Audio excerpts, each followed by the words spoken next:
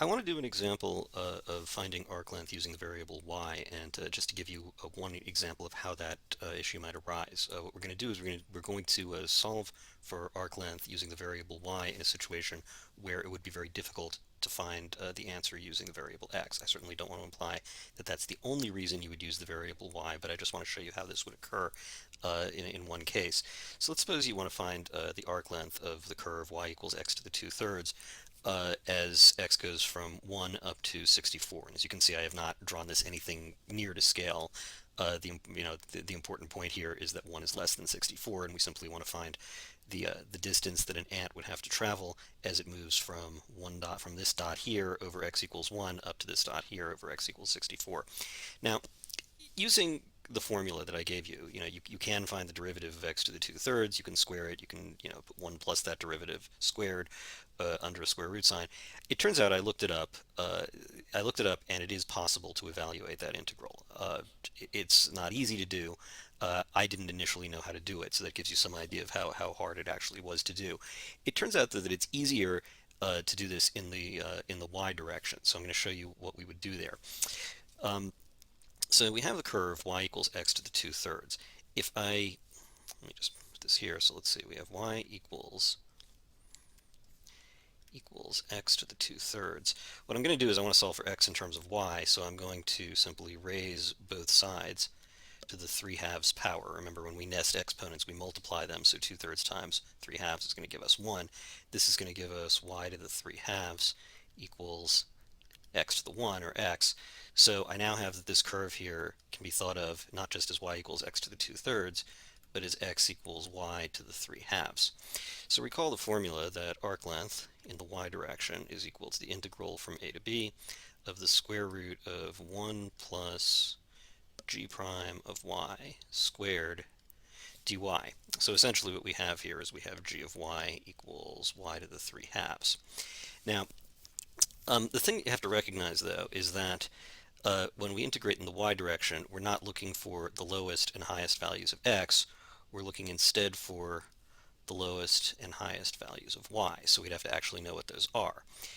This first point, we know that using the original function, we know that the first red point is going to be 1, because it has an x value of 1, and if I take it 1 to the 2/3, I in fact get 1. So that's going to be 1 there.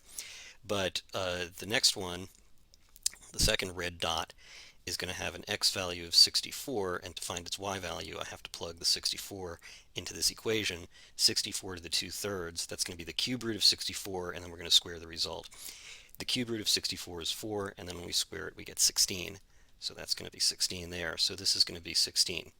So what we're doing is we're going to integrate from 1 up to 16 the function g of y, rather not the function, we're going to integrate from 1 up to 16 this sort of magic term here, the square root of 1 plus g prime of y squared dy.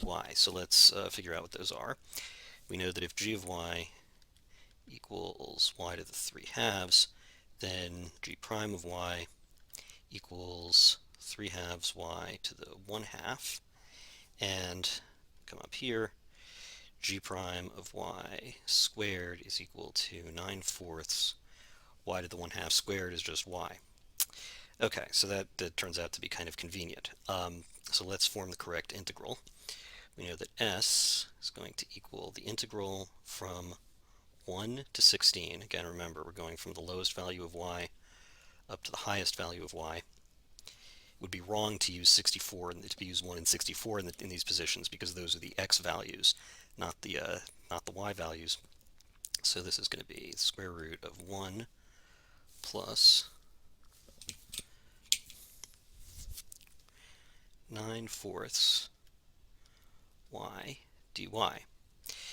This is sort of ripe to solve by u substitution, because we have a fairly clean expression, fairly clean linear expression under the square root sign. So we're just going to let u equal 1 plus 9/4 y. That gives us du is equal to 9/4 dy, or dy equals 4/9 du. So this expression, this integral expression, is going to be square root of u times 4/9 check that, times 4/9 du. And of course we're going from, we need to now replace these limits of integration because we're using the variable u.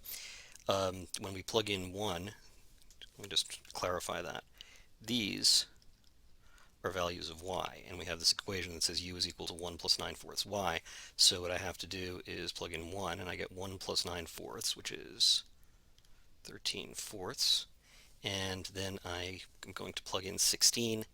That gives us a 9/4 times 16 is 36, so 1 plus 36 is 37, and those are the values of u. So this is going to be 4/9 times, this is u to the 1/2, so the integral of that is going to be u to the 3/2 over 3/2, and that's going to go from 13/4 up to 37. That gives us 4/9 times 2/3 times u to the 3/2 from 13/4 up to 37, and that gives us 8 over 27. And there's not much we can do. 37 to the 3/2 there's no better way to express that than just 37 to the 3/2. And same with 13 over 4. We might be able to do something with that 4, but not with the 13, so I'm just going to leave it there. 13/4 to the 3/2, and there's the answer. There are probably simplifications that we could do, but there's no real reason to do them. This is a correct description of the answer.